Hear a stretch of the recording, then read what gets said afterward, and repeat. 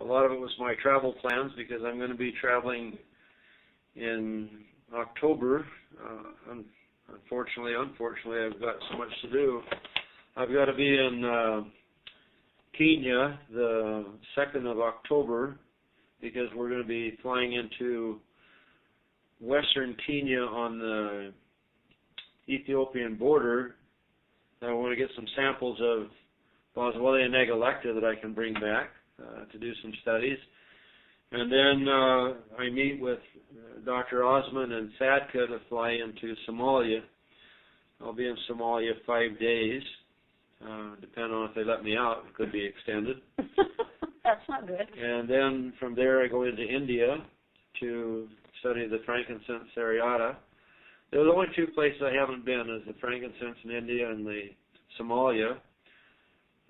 And I want to do that, so I've got my research completed because I'm writing my book on the three gifts, frankincense, myrrh, and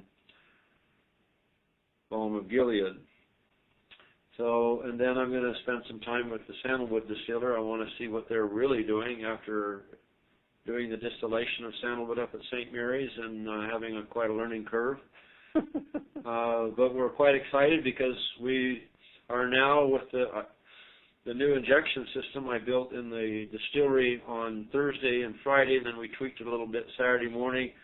We got 98% saturation, and we're pushing almost 10% oil out of our sandalwood chips that were thrown away. They said they couldn't get oil out of. I'm sorry, 6%. 10% out of the root ball. So very exciting, but we also, through that, we found a new compound in sandalwood that's never been there before, simply because of what we're doing with our distillation. And so there's a whole new chapter right about sandalwood.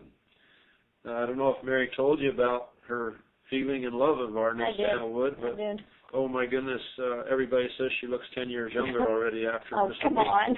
You're being silly. I don't know if they're trying to get a raise or if they're being serious. Anyway, it's been interesting. And then from there I go to Hong Kong for the grand opening, and then from there to Tibet. I'm going and do some research and meet with the Dalai Lama, to Japan, and then home. So that burns up the entire month of October.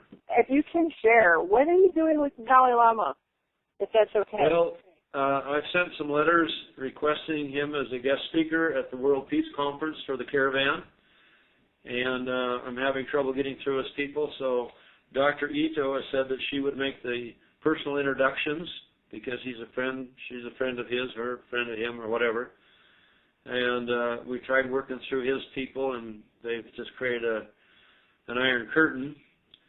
So I'm going to Tibet, to the source. Some herbs that I want to study there that have some interesting stories, and I want to go find out if they're real. Because if they're real, the one herb, I'm going to add it to Ninja Nitro next year. Yeah, it's one that the Shippas use, the guides for the climbers of Mount Everest. They use it, and they claim it's what gives them the energy to carry an 80-pound pack at 20,000 feet elevation. I want to go see if it's real. And then, of course, we got the Gold Platinum Tour in Ecuador. We've got our farm closing in Peru at the end of this month.